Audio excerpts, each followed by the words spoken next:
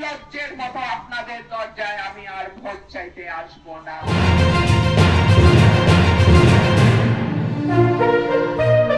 নির্বাচনের পরে যদি আপনাদের সাথে সমন্বয় করে কাজ করতে না পারি, যথাযথ উন্নয়ন না হয়, 5 বছর পর নির্লজ্জের মতো আপনাদের দরজায় আমি আর ভোট চাইতে আসবো না।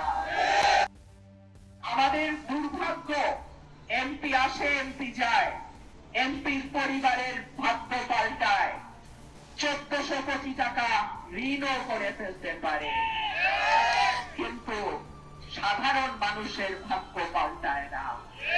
1400 কোটি টাকা ঋণ কখনো ছেলের নামে, কখনো বউয়ের নামে, বল খেলার মতন একবার এর হাতে একবার ওর হাতে যায়, মজাটা নেয় এমপি, কিন্তু এলাকার মানুষের ভাগ্য পরিবর্তন হয়।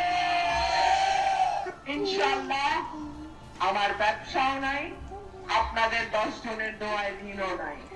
আল্লাহ যেন কোনোদিন আমাকে ঋণ না নেয়। আমার উন্নয়ন, আমার পরিকল্পনা, আমার স্বপ্ন, সরাইল, আশুগঞ্জ, বিজয়নগরের 2টো ইউনিয়ন, এই হলো আমার পরিকল্পনা। আমি যা বলি আমি তাই করি। এই রোববার জিতে যাব, সোমবার রায় হবে, মঙ্গলবার এই হয়ে গেল।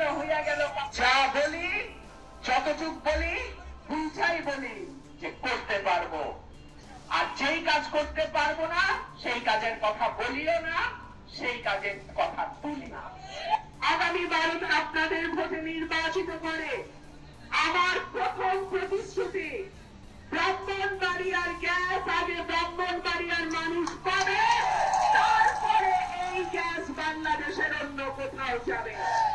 এই গ্যাস আনার জন্য সংসদে কথা বলা, মন্ত্রণালয়ে কাজ করা এবং যদি কোনোটাতেই কাজ না হয়, ঢাকা সিলেট হাইওয়ে বন্ধ করে ব্রাহ্মণবাড়িয়ার গ্যাস আমার মা বোন, আমার পরিবারের সদস্য, আমার বাপ ভাই যারা আছেন, চাচারা আছেন, আপনাদের কাছে আগে ঢুকবে, তারপরে অন্য কোথাও যাবে। ব্রাহ্মণবাড়িয়ায় কি এখনো কোনো বিশ্ববিদ্যালয় হয়েছে? কেন হবে না? এত বড় বড় মানুষের জেলা ব্রাহ্মণবাড়িয়া, কত বিখ্যাত মানুষ এই ব্রাহ্মণবাড়িয়া জেলার সন্তান, তাহলে ব্রাহ্মণবাড়িয়ার প্রতি এই অবহেলা কেন? যদি হুকুম করেন এমপি হতে পারি, ব্রাহ্মণবাড়িয়া বিশ্ববিদ্যালয় করবার একটা পরিকল্পনা। প্রিয় দর্শক, এতক্ষণ সাথে থাকার জন্য ধন্যবাদ।